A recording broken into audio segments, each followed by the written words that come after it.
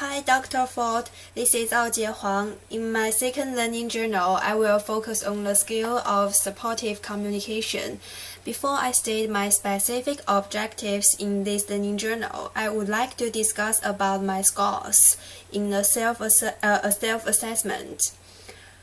In the communicating supportive section, I got 91 compared to the comparison data on page 276 in the textbook.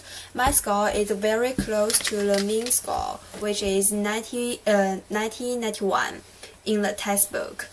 My score is a little higher than the class's average score, which is 84.8. In the three different skill areas in this section, I got 12 in knowledge of coaching and consulting, 27 in providing effective negative feedback, and 64 in communication supportively.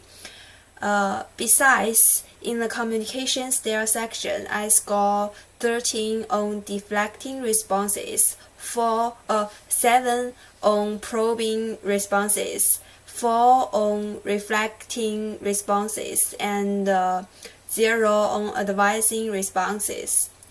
The scoring keys on the textbook on page 276 said the most skilled supportive communicators score 9 or above on reflecting responses and 6 or above on probing responses, 2 or less on advising responses, and 4 or less on deflecting responses.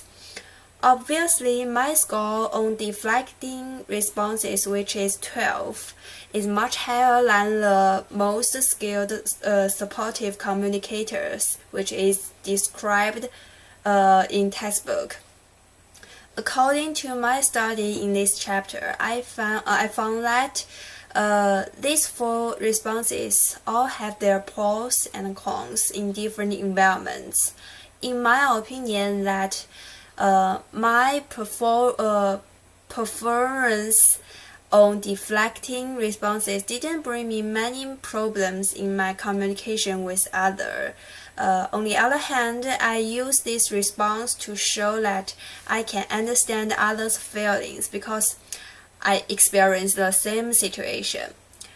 But of course, some statements in the textbook, page 258, about deflecting response also make me feel interesting and require me to learn in my real life. Like, deflecting responses may produce competitives or feelings of being one-upunded by listeners. This opinion reminds me some interesting experience my friend in my high school. One day, my friend came to me and told me that our music teacher wanted her to participate in a competition, and she felt very nervous. As a listener and a friend, I must say something to comfort her, of course. So I told her that I participated in the same competition last year and how I overcome the nervous and got a good prize finally.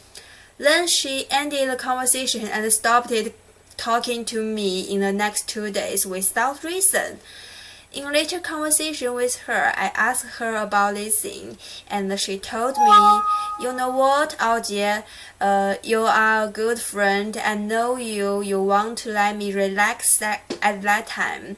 But when you describe how you overcome nervous and stress by yourself before the competition, it just makes me feel that you want to show you are better and stronger than me."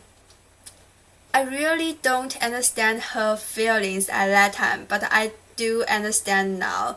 That's because deflecting responses may produce negative effects on the communication.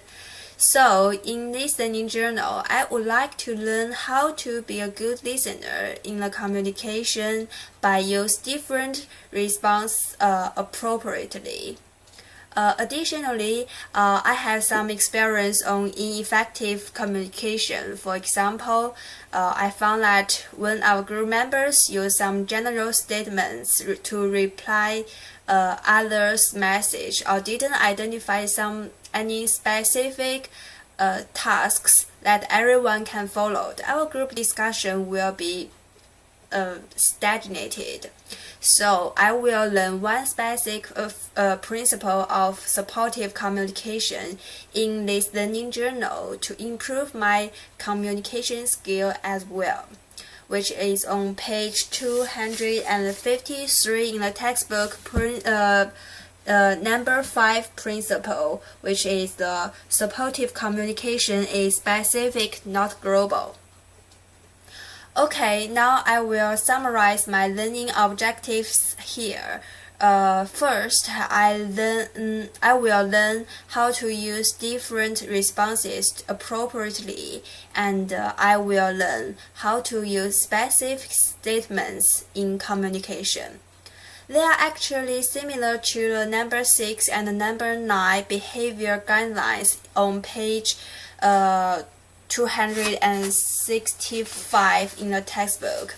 At the same time, I will like my boyfriend to be the supervisor, and when I finish the practice of skill, I will ask him about the level of the effective of my communication. Thanks.